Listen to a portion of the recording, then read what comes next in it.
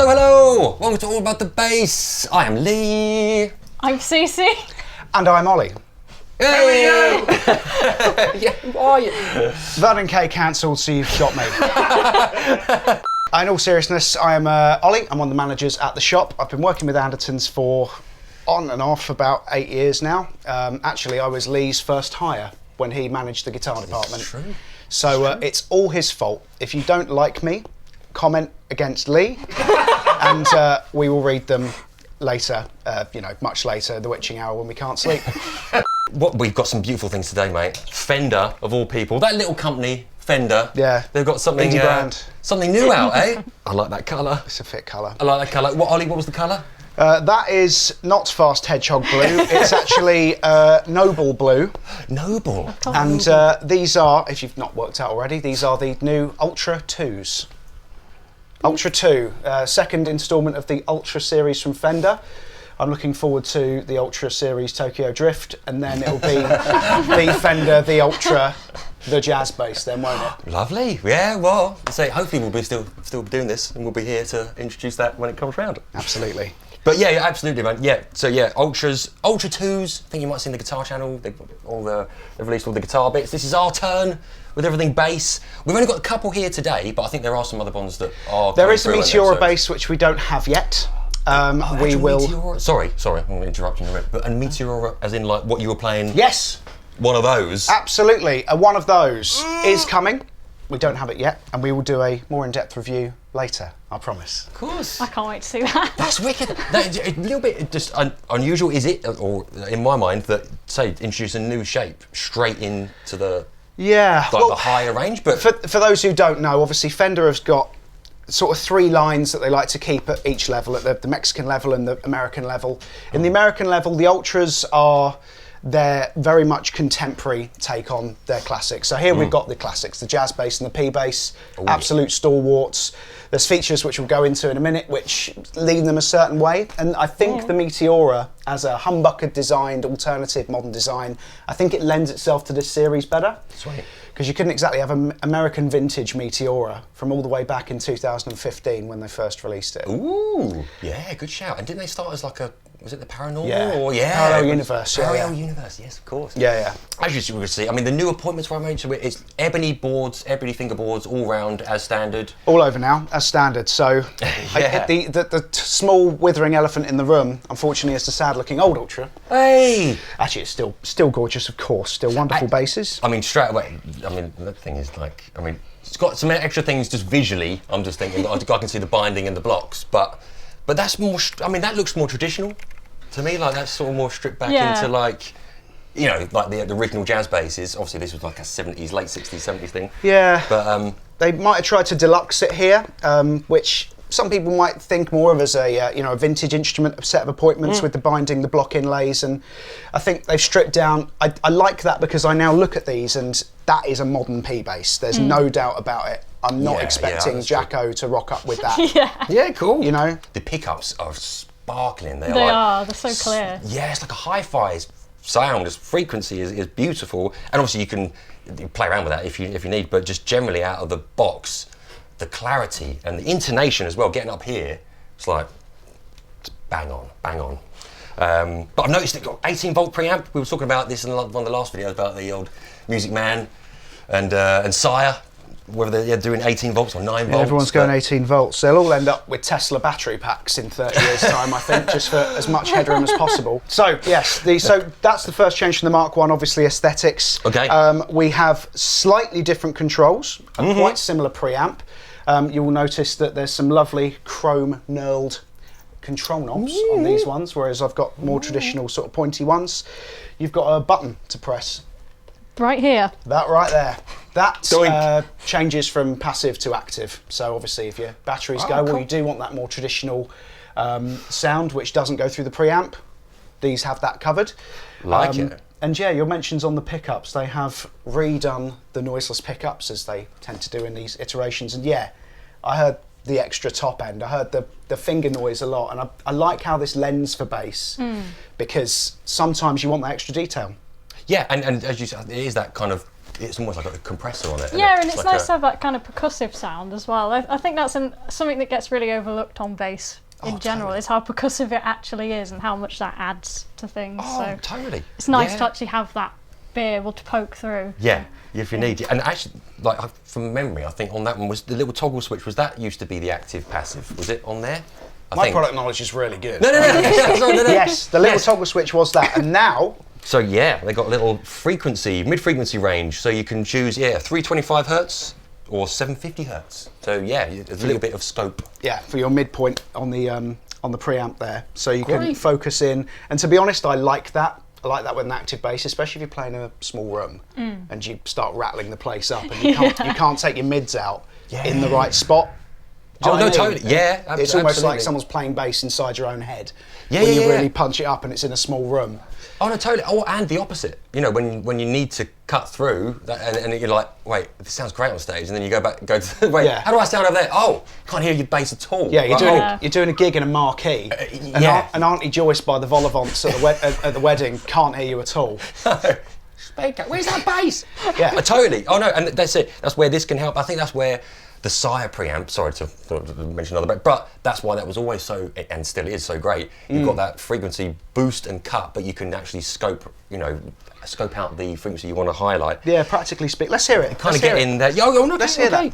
Yeah, because actually, also they're doing the also like a Sire thing, overall tone, like, but whether you're active or passive, which is nice. So like you can dual your gubbins, boost the top and the bottom if you need to, but you can still warm it up overall or brighten it up. So yeah. But yeah, okay, let's have a little look. So with button not pressed, everything is engaged. That's what I've got to keep in mind, right? So passive's in, but as it is, this is active. So not boosting anything.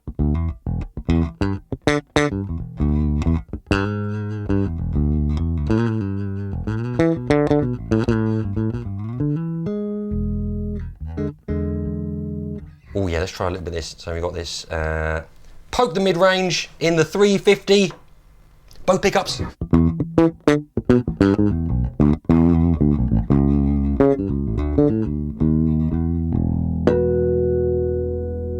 you know what, that I hardly even touched that. That'll get you heard in the marquee. Yeah.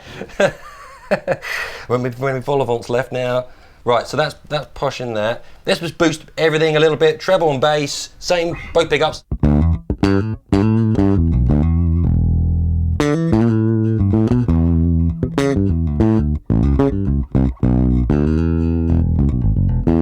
I'm getting a little bit farty, sorry. With the old amps, boosting everything there, but okay, and then just a little bit on the back pickup with that.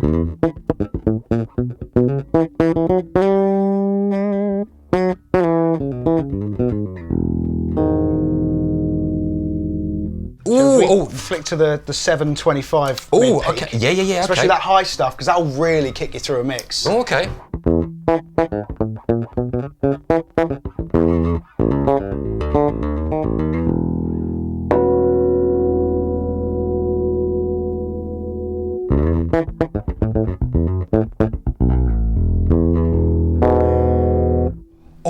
Oh, it's like I've literally just opened a little door with that, I think, and then it's like I want to go. There's a lot to be said for having a knob, and I get to pick which frequency. But the thing is, if anyone knows about frequencies, I'm betting it's the largest guitar maker in the world.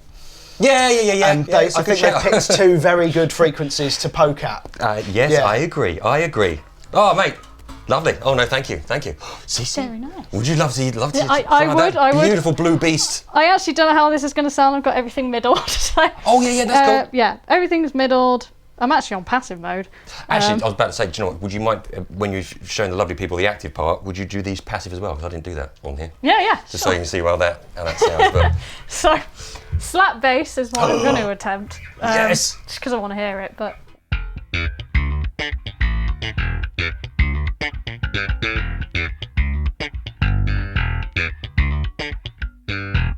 Pretty good. That's really nice. That details. You can hear those new pickups. That details.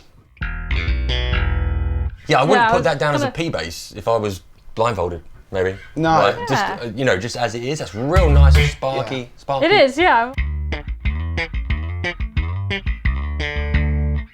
Yeah, I mean, obviously the Right. P model has got the jazz bass pickup, which you can see in Yes. the back. Oh, yeah. But yeah, with the slap, that humbuckers, it's not humbuckers, but that noiseless pickup with the countercoil, that extra compression is, it's not overwhelming the bottom end when you slap. It's nice and... That's kind of part of the reason as well why I was curious, is because you get a lot of noise when you do slap bass, and I wanted to see how nicely it tidied it up. Cool. So, but yeah, on active mode, again, Yeah.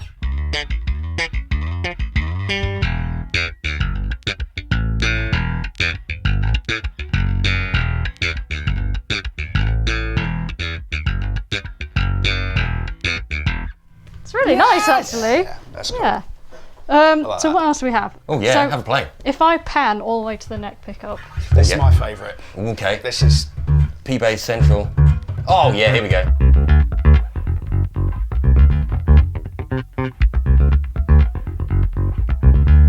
it's quite nice. Oh, it's got a nice poke to it instead of like Yeah. a woolliness. It's got Yeah, this like... that girth comes through. It's Love nice. it. So this is with the tone rolled off.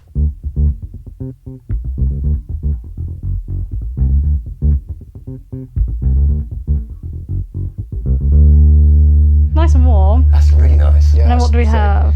There's not like a Mid-range. horrible sound I've heard yet. You know, like, there's not, oh, I'm not saying very- horrible. I mean, it does that nice warm P bass thing as well. So Yeah. if I And through as well, sorry, Cici's going No. through the GK, which is a much brighter amp with a lot more, should we say, front end character than the Mark Yeah, bass. yeah, So the- there is obviously that difference is mostly in the amps. quite but yeah. glassy as well. But yeah. So this is with the mid range turned all the way up. Yeah.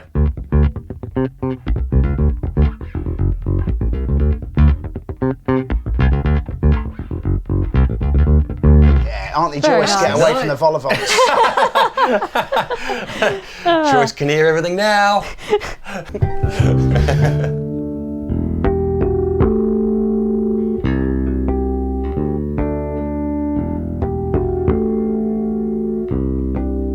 That's nice. So what have I done? I've gone That's all the way over to beautiful, the isn't bridge pickup, and then I've turned the mid range all the way on. Okay, yeah. Because I was curious.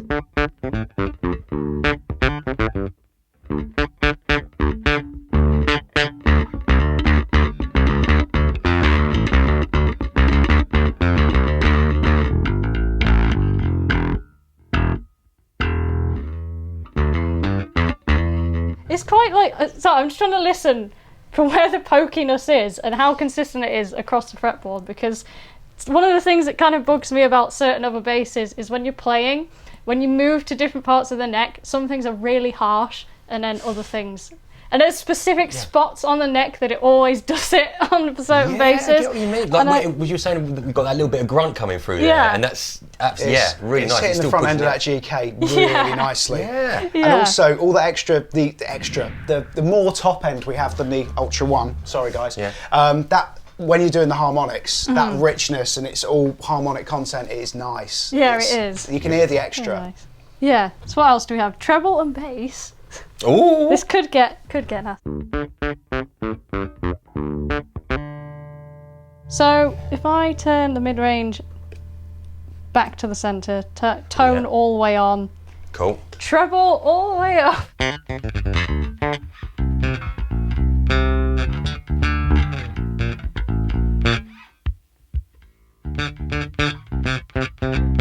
You got that nice little like percussive thing as well. Yeah, yeah.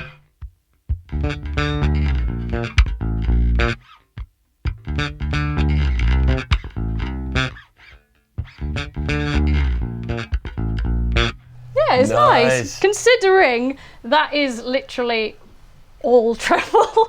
Yeah. It actually holds up really well. Totally, yeah. And if Yeah. you're actively, trying to be like, come on, let's just make something, make Yeah, it sound yeah. horrible. Can we make it sound horrible? It's like, Well, that's kind It's of what not- I'm curious about, because again, on a lot of basses, they've got these controls and they're completely unusable. So yeah, I do yeah. like to see kind of where does that lie and how far can you push it and how usable actually is everything. Yeah. easy everything. So, So obviously so this far. is it's a Very top good line shout. bass. Yeah, yeah. If it's got a feature, you'd like it to be a Exactly, usable one. yeah. It is. Yeah, that extra top end detail as well. I'd like to think some of it's attributed to these are now ebony. We don't have the Ooh, maple yeah. ones in to try yet. I was going to ask, are there maple versions as well? But it's just Yes. Lovely. Yes, there are, and a whole heap of colours. But yeah, the ebony I think is helping with that detail because there's an immediacy which I really like. Lovely, mate. Yeah, cool. So out of interest, just pushing the bass all the way up. Everything else is middled. Ooh, love it.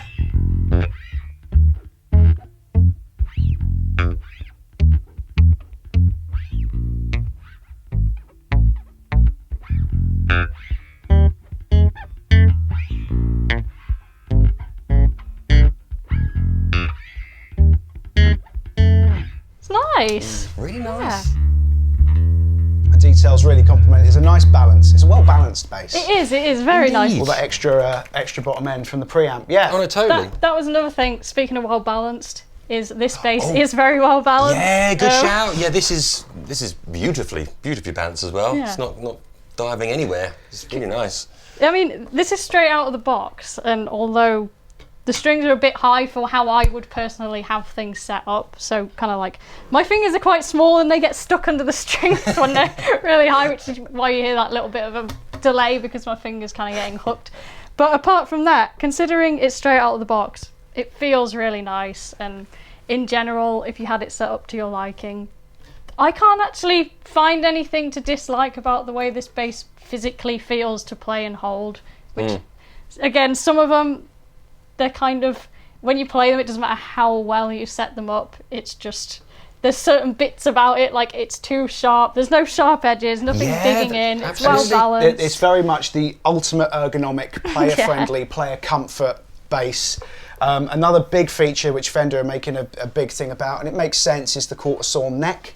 Oh yeah, now, cool. Obviously, they used Quartersawn Maple before on a couple of more modern things. This is the first time it's come to Ultra. Now, without getting incredibly interesting about lumber, it's all about how you cut it from the log. Quartersawn gives you the strongest straight plank, if you like. Now, I am not insinuating for 1 second that previous Elites or the old American Deluxes are anything but very fine basses, but it's just that extra level of insurance. To be honest, on the guitars, it's a thing.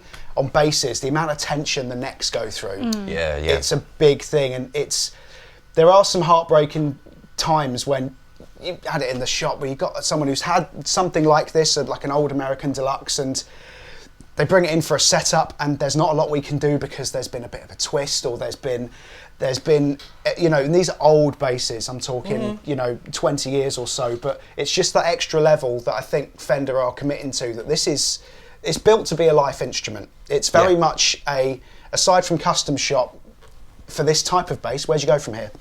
Well, absolutely. Yeah, I mean, you could go into custom shop and still kind of spec up your own kind of modern, unique bass, couldn't you? But absolutely, yeah. And actually, I don't know if they've done anything, talking about the neck, the actual feel of it, like the lacquer or the satin finish. This feels the most kind of worn in. I know, I was thinking that. Do you know what I mean? Like, it's almost... That's the old one. Oh, and that is different. That's super smooth. If you try just that feels... to me, like it's a guitar, a bass that's been played for a few years. You can feel the grain. Yeah, you can feel a bit of grain. Yeah, it's super thin, super thin. Yeah. And this, that's a smooth satin neck. It's not sticky gloss. No. Yeah. But that is like, say, someone's worn that down through playing for a few years, and then you've got it, which I love that. That's a great little show. Is it the same on yours there, Cici? Yeah, it's the same. I mean, how I feel. You say you can probably feel by that grain. Oh yeah, actually that's a little bit smoother. Yeah. Yeah, you can feel it's a little thicker. Yeah. And obviously the extra binding on the neck. So the aesthetics are one thing, it's a, I do like this. It is nice and streamlined, and it looks like a modern bass. Totally. Yeah. That's cool. That looks great as well, that black scratch part. I didn't notice, I couldn't see I from here. like the kind of brushed metal thing, that's one of my this favourites. anodized thing. That's a big point. That's on all the models now. Oh, okay. Cool. All of them have got an anodized aluminium scratch plate, different colours. But all of them have got anodized aluminium scratch plates. So looks cool, man. Yeah. No warping of those. No warping of those. You're gonna get little bulges. They're using tusk nuts now. Yes. Was that bone before they were using on that, or was it just like a normal plastic cut nut? That I can't confirm. This I can confirm. This is tusk. Yeah. TUSQ. It's a material from Graphtec. self-lubricating, just for tuning stability. Not that you're going to have too many issues with that bridge. No, this is, yeah, and string through, nice and solid. Yeah, absolutely. You can top load it if you want to. Oh, cool. No, I've lied. No, I think you can, man. Yeah, you can. You can? Yeah. Oh, you can? Yeah, absolutely. Yeah, I haven't lied. I wouldn't lie to you. I want you to answer my lovely viewers. He wouldn't.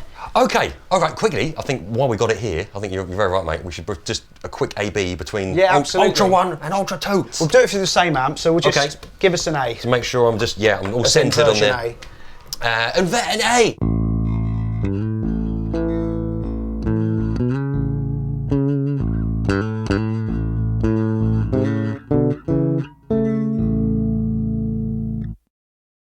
So which pickup? We're in between the two pickups. Yeah, both classic pickups jazz on. bass, scoopy sound. Active. Nice. Cool. This should be the same.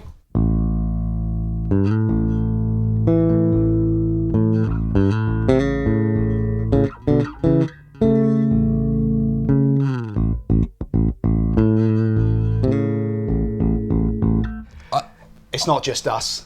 It's not, no. I can hear that in the room, definitely. Yeah. This sounds lovely still, it really does. Yeah, it does. But that has got that, extra sparkle. Maybe the sparkle that maybe someone who would normally look at a vintage bass might be after. This is definitely, I feel like they've voiced the pickups to cater for that. Yeah. It still sounds great. The bottom end on that is huge, and it's not like you haven't got top end there. Oh, no, not at all. Yeah. And actually, is the neck shape slightly different as well? They have slightly tweaked it. They've put this as the modern D shape. This one, that one was I think a compound profile, where it was C up the top and D down the bottom. Yes, got you. Whereas this, I think, is a little more consistent in the profile. Cool. Oh, that makes sense. Beautiful. Oh no, absolutely. Thanks for that. And we had one left, so that's brilliant. Perfectly timed for this video. Nice. Thank you. Nice one, mate. Obviously, this sort of level comes with a beautiful, massive, solid hard case as well. You know, so proper ABS moulded case with Fender and all your nice gubbins and certificates and things all come in it. So, as usual, yes, the people of Fender rarely let us down, and I don't think they have done here either. These ones are lovely, No, well done, and that is my main takeaway from this is how worn in and comfy. Yeah. Like I say, not worn in. I don't want to give you that impression, It's but it is homely. like yes, it feels like one of my jazzes that I've had 15 years. You know, like I'm picking off the wall. Like, oh, hey, wait a minute, this is weird. Don't normally get this from a new bass. So, love it. And I don't really think I noticed the compound radius too much. No, I didn't either. You know, like it's one of those things that it does get slightly flatter. That's right, isn't it? It'll flatter as you get up to the higher end. To be honest, that might have been another contributor for the nice intonation you found up there. Oh, good shout. If you've got a flatter thing there and you're bending. Yeah, absolutely. So no, really nice little appointments. Thank you for that, and welcome to the team. Oh, thank you. We'll see you again soon, I'm sure. Thank you for watching. Of course. These will be available in store. We have more stock coming in December and then throughout. And do come down to Andertons in Guildford if you're able to. And we'll get you plugged in and you can feel the magic. Yes, absolutely. Come and find Ollie. Come say hi. Thank you for joining us. That was all about the bass. We'll see you very soon. Take care. Love you, lads. Thank you very much.